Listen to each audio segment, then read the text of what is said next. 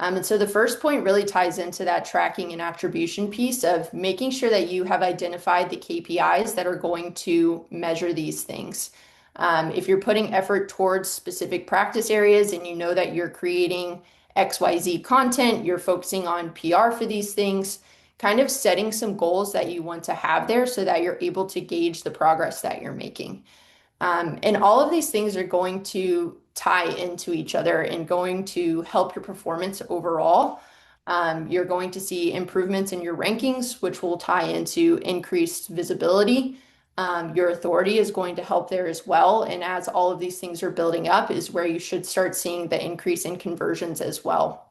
Not only on the unbranded side, but also from the referral conversions, like we've talked about as well.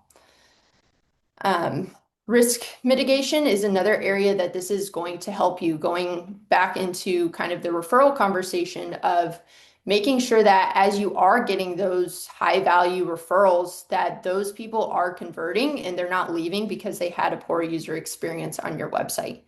That's going to be essential and is really a great kind of argument for what Joe mentioned earlier about, a lot of attorneys feeling like their website doesn't produce leads that they want, that it's really just there for validation. This is where that really ties in here, as well as competitive positioning. So, like we mentioned earlier, firms that are adopting this now and have been working on these things for a while, they're going to be in a more competitive position as this becomes increasingly important. So, kind of getting on board now and really giving these things the emphasis that they need is going to help put you in a better position in the future, as opposed to kind of being behind the curve and trying to play catch up down the line.